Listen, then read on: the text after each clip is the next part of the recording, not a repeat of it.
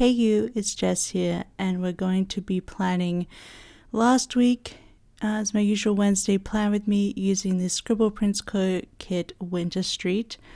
It's just a really fun, aesthetic, neutral winter kit which made me think 100% of Helsinki. This is basically what it looks like walking around, especially after this week because, well, I'll talk about it later during the plans or during the base. But I am using Caress Press 2023 inserts and obviously Scribble Prints Co Ultimate Kit as you can see here, and then we're going to bring in gold foil, and I have quotes from Planet Choco. I'm going to use a bunch of them, I will say. I have really old snowflake clusters from Sadie's Stickers when she had glossy clear paper. I have whole reinforcers from Scribble Prints Co, this beautiful bottom washi with like a winter town scene from Planet Choco, and this twinkle bundle from Scribble Prints Co. I thought it makes a very simple bundle to use, and then I could make it even better using the like little extras that are winter themed.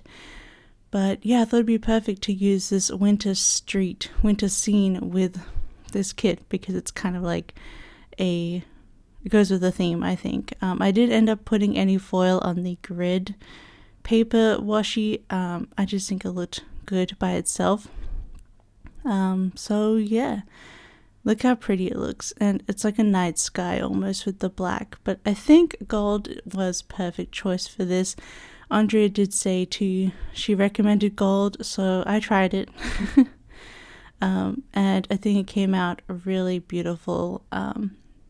Yeah, so I was happy with that. I just whited out every lighter sticker. I don't usually have to white out unless it's a light, non-patterned date cover. So that's why I didn't white out the black ones, because you weren't going to see the text under those. But usually you don't have to white out, in my opinion. And of course we're just going to be color blocking to the date covers that are already there. And I'm still just going to continue color blocking this year because I just really like the way it looks. And it's so easy for me to, I know not everyone thinks this is an easy method, but for me it does, because then I just pull from one color, one set of pattern boxes for each day and be done with it instead of trying to like space out my colors and things like that. So I am happy with how it turns out. I did break up the double scene just because I don't know, I didn't feel like having a double scene in this one, and I was using a ton of the boxes, so I just broke that up. I was thinking about what I wanted to do here and which girl I wanted to bring in. I did pick up the extra fashion girls because I really liked the way the one in the cap looked with the like light hair and the tanned skin, more than the one that was in the kit, so that's why I did that. And I think my favorite box of this set though is the Uggs, because I live for Uggs. Obviously I wouldn't wear them in snow because, well, you can waterproof them, but they still get really soggy. They're not really for snow. They're for like wintertime beach in Australia is what Ugg boots were invented for. But so I don't wear mine in the snow, but I wear them all I wear my Uggs all autumn before it snows. It's the best. I also wear them to fly because it's probably the most comfortable and warm shoe to fly, because I don't know about you. I don't know these people who can fly a 13-hour flight in like shorts and thongs. Well, in America you call them flip-flops. In Australia we call them thongs. But they wear shorts and a t-shirt and thongs, and I don't know how they're freezing their little pants off, because there I am. Okay, so I wear workout leggings when I fly long distance because I don't know, you need that, like, the air, you need some breathability, and also it kind of slicks away because you're sitting for so long. Anyway, I found like track pants were way too hot, so I switched to workout leggings, but I'm wearing like a t-shirt and a hoodie and Uggs and socks, and I'm still freezing on a plane, so I don't understand those people. I need my feet warm. And the great thing about Uggs is they're easy to slip on and off if you have to do the shoe thing, which is, I've only ever done it in America, to be honest. And I still don't get why that still happens, but yeah, I love Uggs. Love them, but mine are just plain black because it's sort of part of my fashion ethos that I like to call, instead of a basic bitch, which is, tight like leggings, hoodie, and Uggs, but I wear it as all black, so I call it basic goth. Yeah. So, I don't know what I'm talking about this tangent, but I just really loved the art in this kit, and I'm bringing in some of those cute retro quotes. I loved the winter vibes, and the winter babe, and baby it's cold outside. They just all worked for this spread, I think. So, yes. You just have my weird opinion on flight, but I feel like those people must be freezing because I am. And it's the flying is where you're gonna get sick easiest, so I prefer not to be cold on a flight, because that just opens you up to more easily being sick. But anyway, I'm just thinking about that because eventually I have to do some long flights, get back to Australia to do some stuff, visit family and whatnot, and yeah, those are going to be long flights because the way everything's changed up, actually. So eventually we want to go back to Australia. We have to get our passports still renewed, but the plan is basically the only ways to fly to Australia from Europe is the route that I did last that I really enjoyed was Hong Kong, but that's not happening at the moment. And the other route, I will never fly again through Qatar. Never, ever, ever again. Never. Not after that news report. Not after all the things that they do in that country. No. If you want to know, you can ask about me in the comments below the news report that really turned me off flying Qatar. Just never again. Even though that's the cheapest and easiest way to fly Europe and Australia, or at least Finland and Australia, but nah. So the only other really big way to fly is through Singapore. And I was like, okay, let's fly through Singapore and we'll stay in Singapore for a few days as well because Singapore is the bomb.com. I love Singapore. So that'll be great. But that's a lot of flying, and every time we've been in Changi Airport in Singapore, we've been out of our minds, exhausted, and just crazy. There are koi ponds there, and we were so exhausted walking around chattering to each other one time. I think we'd been flying for 36 hours at that point. We were like, oh, circus coupons. So ever since then, we've joked about circus coupons when we're tired because we're trying to say koi ponds and we said circus coupons. Anyway, that's Lark and I when we travel. So Monday, I got my usual coffee Monday, had a video go up. I did some work that night. This is out of order, but I don't care. So the thing with Monday is there was all the snow had melted except for the big piles. So all the sidewalks were ordinary again. They get very snowy or icy in Helsinki. They don't salt sidewalks here. They just put gravel down, so it can get pretty icy. So it was all melted this day, so we're like, okay, let's go we walked to the post office together, and I had a Christmas gift box from Andrea to pick up, and I had to mail her gift box off as well, so I did that, and Locke had some packages to pick up, so we did the big walk to the post office and got that all done before the temperature dropped on Tuesday and started snowing again, so the first half of the week wasn't really like this kit, that's what I was saying, but the second half was a lot more like this kit. It was being sort of snowing most of the week, and then we had, and it was kind of I like to call it sticky snow. I'm sure it has an actual name in Finnish, but it's that snow that actually sticks to all the trees and makes the trees look all white, like they are in this kit, because normally, the snow doesn't do that. I think it has to have a high humidity that day when it snows, so so it actually sticks to the trees and also sticks to the walls of all the buildings and everything. And it's just a really fun snow because it makes everything look very magical. But now we just have normal snow again, but plenty of snow at the moment. But yeah, it's just nice to have a day free of any snow or ice just to get down to the post office. And as you can see, I'm trying to use all the neutral icons. I brought in black doodles from Color of the Week from Andrea, as well as used grey ones from the normal sheets. That munchkin I colored in the bow with my pen just to make it black. And then I had this really cute winter girl in neutral from Fox and Cactus, so that's what I used to walk to Posty. And of course I used my fun Less Than Misfit iPads to mark work. But this week I got my Little Mermaid set done and released on Thursday. It's called Under the Waves. And it's just, it's for the movie coming up in May. So if you're excited for the movie, don't forget to go and look at your favorite sticker shops and see who has it in stock, because it's real cute. And you want the perfect, and hopefully it's a good kit for the movie release. I think it worked out well. I really hate drawing underwater. I bought some underwater brushes, like with bubbles and like the waves and stuff to make it easier.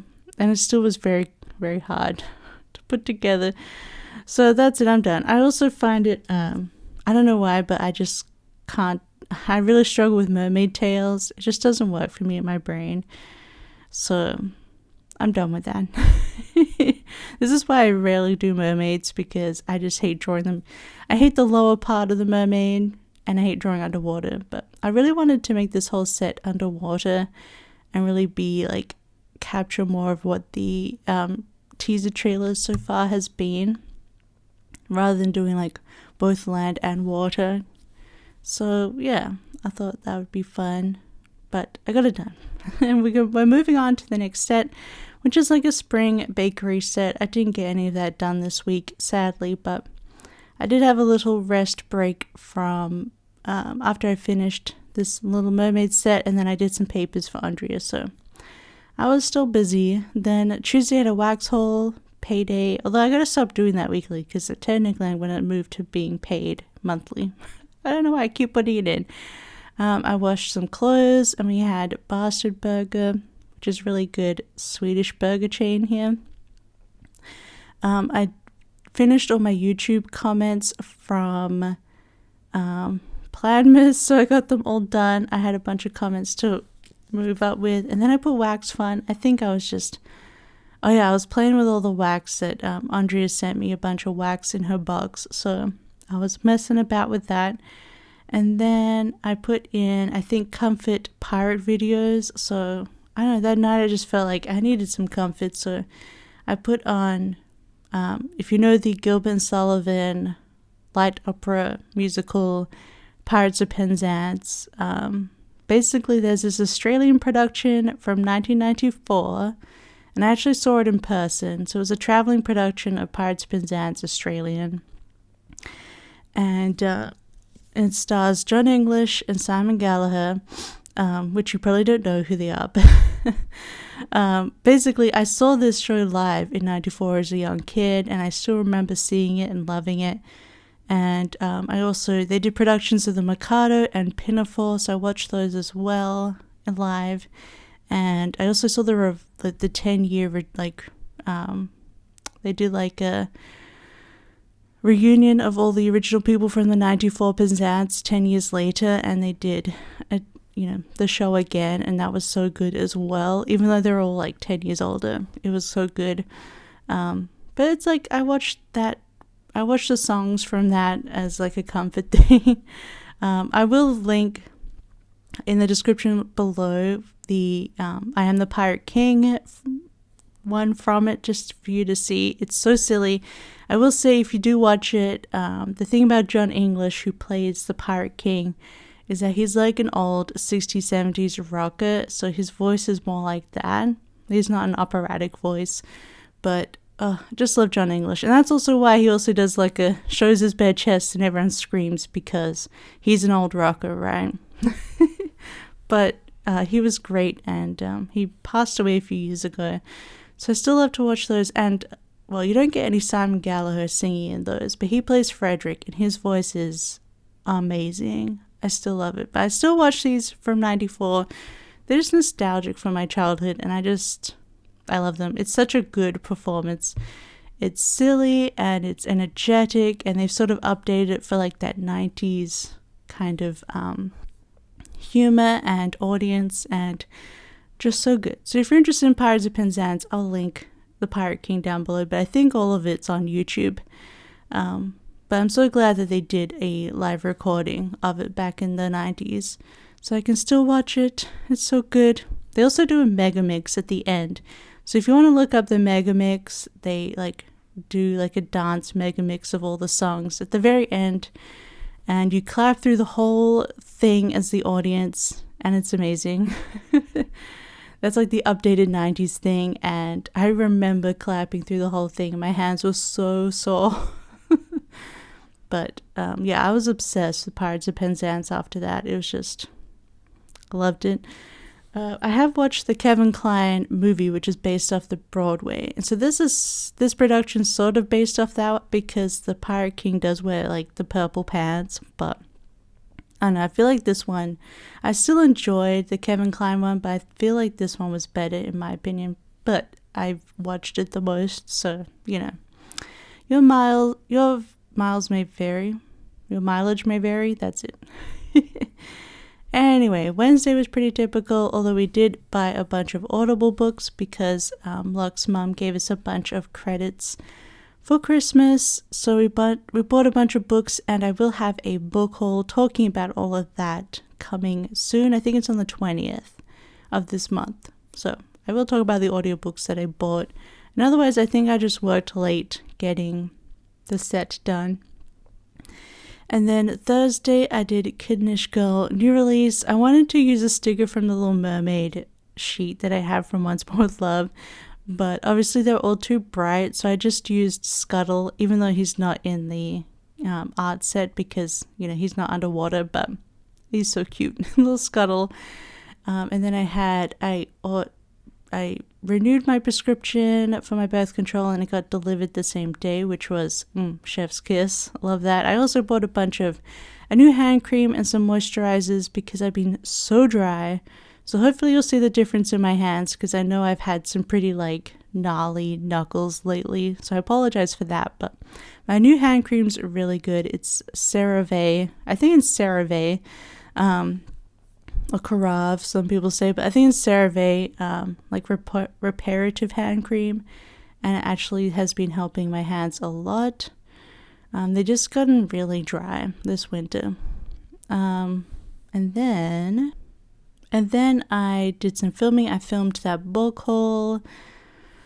Yeah, so I filmed that, and then I did my Instagram post. I didn't have much else to put on for this day, so I put Instagram post for the new release, and then I watched Nintendo in bed. So Nintendo he does other Nintendo stuff, but he mostly streams and makes videos about Animal Crossing, and he started he created a rule set for Animal Crossing hard mode, which he started streaming this week. So I watched all of those streams because it's really fun. I actually did restart my island, inspired by the restart hard mode, but I'm not going to do all the rules of hard mode.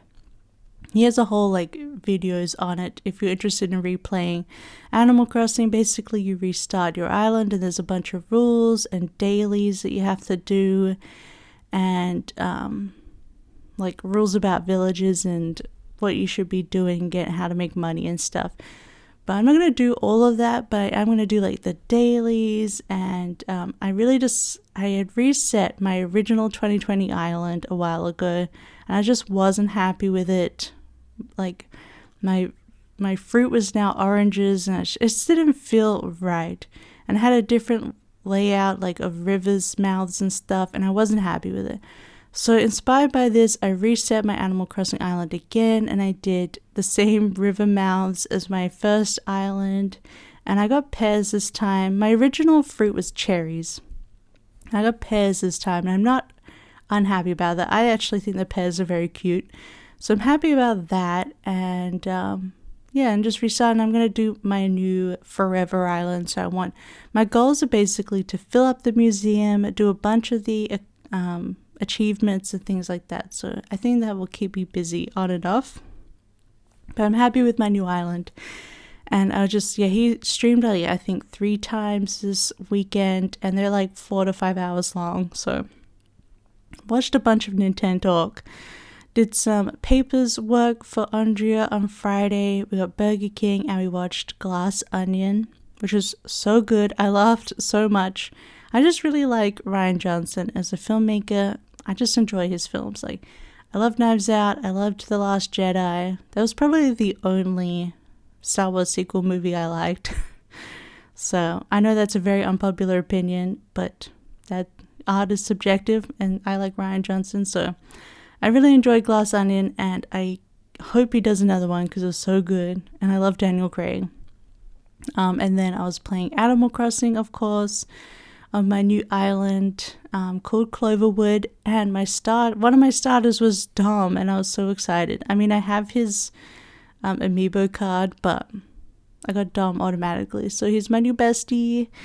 And then I did some reading. Oh yeah, this week I was reading Tress of the Emerald Sea, which was the Brandon Sanderson secret project number 1.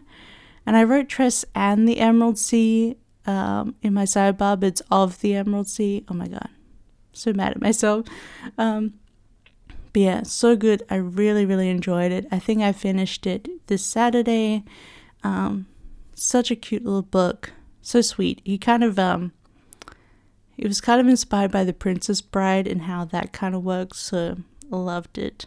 I think he said his wife Emily they watched the movie and she was like, but why doesn't Princess do anything once her lover goes missing?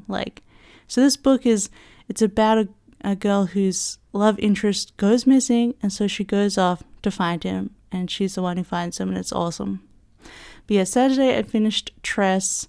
So cute, I really loved it. Lots of Easter eggs as well to the cosmere of Brandon Sanderson's universe, but you don't really need it, You don't have to know everything to enjoy it. But otherwise, we had a lazy day. We had waffles, which reheating store-bought waffles in the air fryer just makes them so good. So good. I love my air fryer still. Still obsessed. Still using it almost every day. So yeah, had waffles, played Animal Crossing, and then this day we watched our movie challenge of the week movie, which was a movie, the first book adaptation movie. So obviously some books have multiple adaptation films, so this had to be the first movie of that book, and we chose The Shawshank Redemption because I've never seen it and I really wanted to. I know that this is a favorite movie of so many people. So watched The Shawshank Redemption, and I really, really enjoyed it. I don't know how I didn't ever get spoiled for the ending. If you've seen it, you know what I mean. The ending. So I was like, oh my god, dang! When it was all revealed, it was amazing. But I think Luck thought it dragged a little bit. It was a little bit long. Yeah, it could have been shorter, but I know they're trying to get to that mindset of being in prison for 20, 30, 40 years. It's kind of insane. So it feels so long, prison time, which the movie kind of puts in as well. And then we also agreed that it was a very masculine film. This is probably why it's a favorite film of so many men that I've seen. It's a very masculine film, a very a film where men are allowed to have emotion, in response. So, but it still was a beautiful film. It had, is it Roger Deakins was the cinematographer, and it was just, chef's kiss. The darks, the contrast, it was so dang good. A beautiful film. So I actually really enjoyed it, and it was a great story. And that was based off a Stephen King novella, if you didn't know. And then Sunday, just another lazy day. We did a dinner fail in our slow cooker. It just didn't taste good, so we ended up getting McDonald's cheeseburgers just to lift it up, and played more Animal Crossing. Oh, and as current TV shows, we kind of been going between King of the Hill and The Simpsons. So you'll see that interchangeably for a while. And then this night I stayed up reading 2 of my Wet Moon graphic novels. You'll see those in my book haul, so I'll let that talk about. But I read 2 of them this night. There's 7 of them. And yeah, I love them. Love, love, love. Still love them. You'll see in my book haul, but yeah. And then I was catching up on the last Nintendo Talk stream, which was like 5 hours long. So that took a while. But that is my finished spread. If you liked it, don't forget to give a big thumbs up and don't forget to subscribe. I would love to have you hanging out with me every week. So yeah, this was a beautiful spread, I think, in the end. It really worked out, and I loved the twinkle gold with so much of the light colors even. Like, I feel like there's just enough black and brown, but I really liked the bunch of grays in here. And it's just such a cool kit. But otherwise, yeah, I hope you have a wonderful week coming up, and I'll see you next time. Bye-bye. I love you. Bye-bye. Bye-bye.